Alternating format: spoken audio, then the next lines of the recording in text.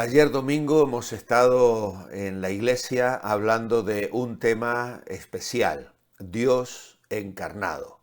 Y el propósito semanal que tenemos específicamente puesto allí al comienzo de esta semana en nuestro devocional diario es considerar el misterio de la encarnación. Llevo muchos días leyendo, estudiando, orando en relación a este tema. Un tema sublime, un tema sorprendente y un tema clave, crucial para nuestra fe y para nuestra salvación. Decíamos ayer en la iglesia que en Navidad es donde recordamos el nacimiento de Jesús, no porque precisamente la fecha en la que el mundo lo celebra tenga algo que ver con el día preciso en el que el Señor nació en Belén, sino sencillamente por el contenido. Sabemos que la fecha de diciembre es completamente equivocada y no debió ser realmente el momento en el que el Señor llegó. Es una fecha colocada con otros intereses y con otros objetivos que no vienen a cuento ni nos importa gastar tiempo en ello. Pero sí queremos aprovechar la ocasión, la oportunidad de la Navidad, aunque no estamos en ella, aún faltan 3 meses, pero la Navidad nos presenta una ocasión para valorar este hecho trascendental, fundamental y básico para nuestra fe.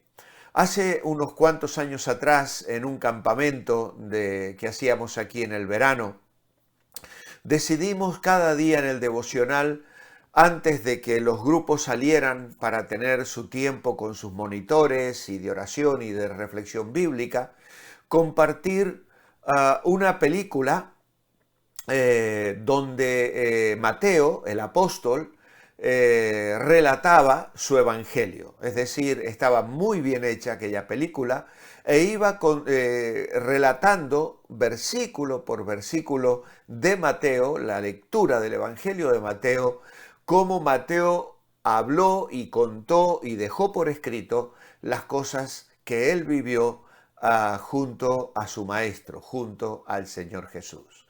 Y cuando él está hablando del bautismo de Jesús en el Jordán por Juan el Bautista, una imagen quebrantó profundamente mi corazón y hasta el día de hoy la recuerdo y me asombra. Se trataba de Juan el Bautista. Él estaba allí en el Jordán bautizando. Él estaba en el Jordán hablando con los fariseos, con los que venían a interrogarle y además con las personas a las que él estaba llamando generación de víboras. ¿Quién os enseñó a huir de la ira venidera? Y mientras Juan está allí atareado, proclamando el Evangelio, preparando los corazones, cumpliendo la función de heraldo que Dios le había encomendado, la cámara nos muestra los pies de una persona que va acercándose en sandalias, como aquellas que debieron usar en aquella época en Israel. Y aquellos pies polvorientos que vienen acercándose al Jordán comienzan a hundirse en el barro de las orillas del Jordán. Eran los pies de Jesús. Y aquella visión, aquella perspectiva sigue cautivando y emocionando profundamente mi corazón.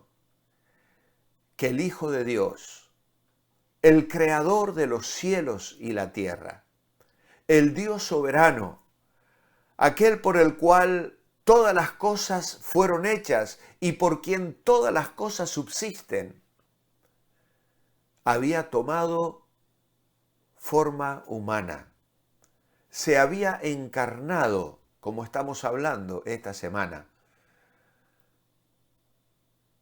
Pero no solamente eso, pisa el barro junto al río Jordán. De allí he tomado el nombre para una serie de estudios y de predicaciones que llamé Con los pies en el barro, hablando de la persona de Jesús, con los pies en el barro. Y esto lo hizo por ti y lo hizo por mí.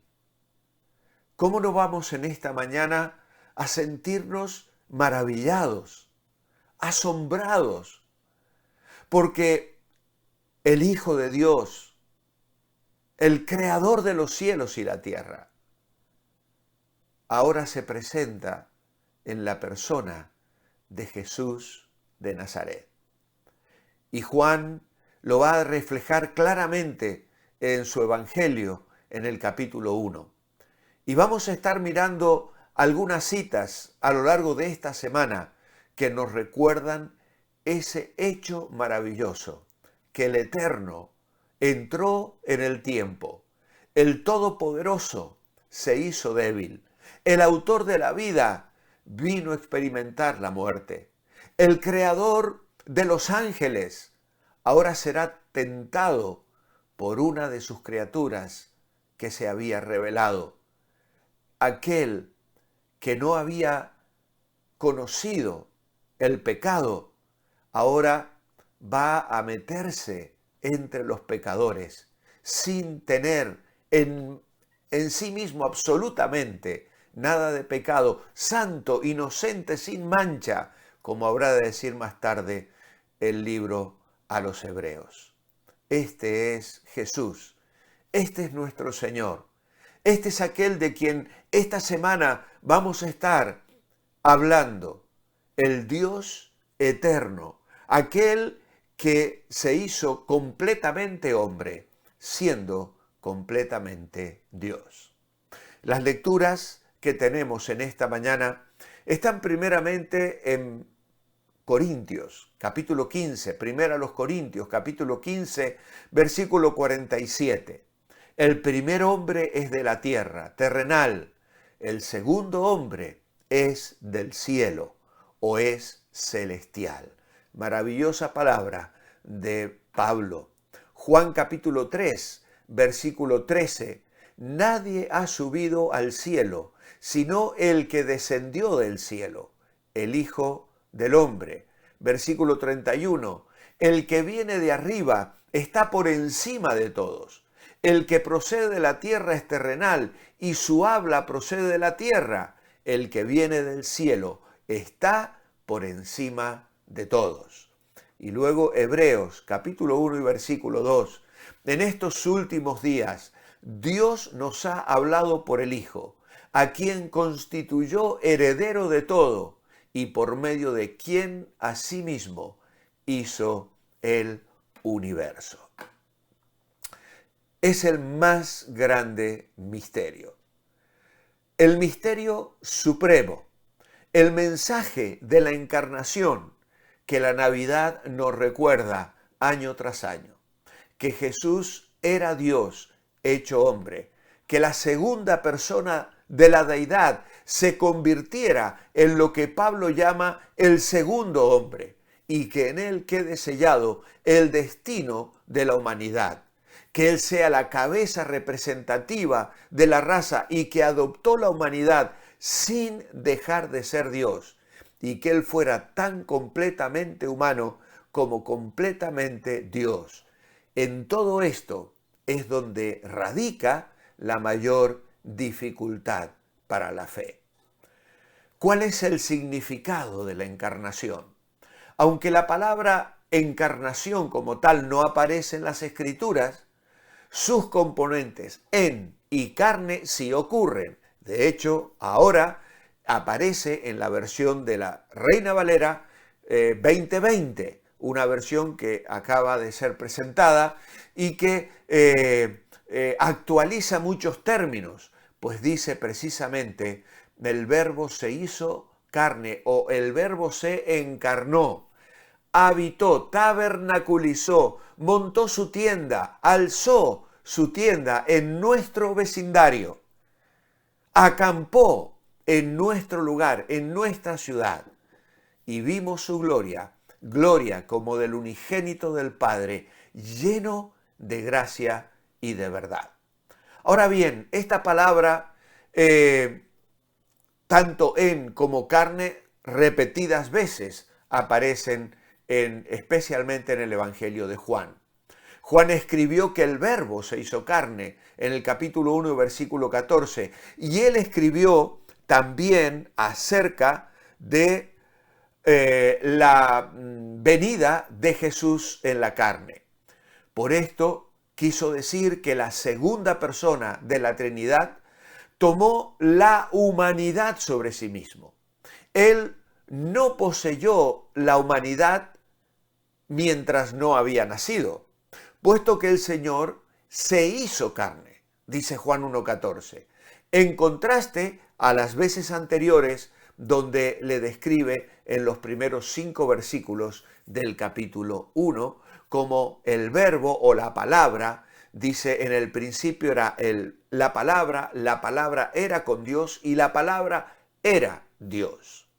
Ahora bien, tenemos que recordar que habían algunas predicciones en relación a la encarnación. La predicción, por ejemplo, del Dios hombre la encontramos en la profecía de Isaías, capítulo 9 y versículo 6. Porque un niño nos es nacido, un hijo nos es dado, y el dominio estará sobre su hombro. Se llamará su nombre Admirable Consejero, Dios Fuerte, Padre Eterno, Príncipe de Paz. Así que aquí tenemos a que el niño, en referencia a su humanidad, y que su carácter sería tal que él podría designarse como el Dios fuerte, el Gibor, una referencia a la deidad. Isaías usa él, esa palabra él, solamente en referencia a Dios. Por ejemplo, en el capítulo 31, versículo 3 de Isaías, dice, hablando de los egipcios, sus caballos son carne, no espíritu, de manera que cuando el Señor extienda su mano, tropezará el que da la ayuda. Aquí, Gibor significa héroe. Así que la frase denota un héroe cuya principal característica es que es Dios, de modo que en este solo versículo se predice tanto la humanidad como la deidad de nuestro Señor. El nombre Emanuel luego también aparece en el capítulo 7, versículo 14.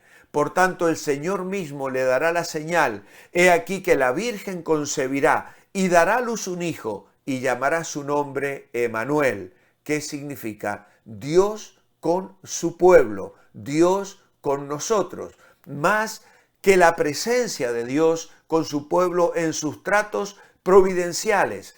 Esto significa que la misma presencia del niño nacido de una virgen trae a Dios, al mismo Dios, al seno, a habitar en medio de su pueblo. Y luego en Isaías 7:14 tenemos también esta predicción de un nacimiento virginal. Por tanto, el Señor les dará la señal. He aquí que la Virgen concebirá y dará a luz un hijo y llamará su nombre Emanuel, que significa Dios con nosotros. Así que aquí vemos las predicciones acerca de su encarnación. Más tarde también Miqueas dirá, pero tú, Belén Efrata, tan pequeña entre las familias de Judá, de ti me saldrá el que será Señor en Israel. Y sus orígenes se remontan al inicio de los tiempos, a los días de la eternidad. Mi oración escrita esta mañana es, amado Padre, gracias por enviar a tu Hijo para que sea nuestro Salvador. Cuánto nos has amado. Qué sorpresa habrán sentido los ángeles del cielo al ver a Jesús despojarse de su gloria para nacer como un pequeño bebé en aquella aldea de Belén.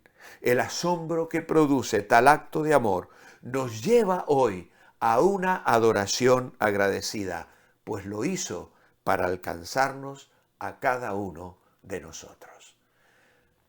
En el nombre de Jesús. Amén. Que el Señor os bendiga.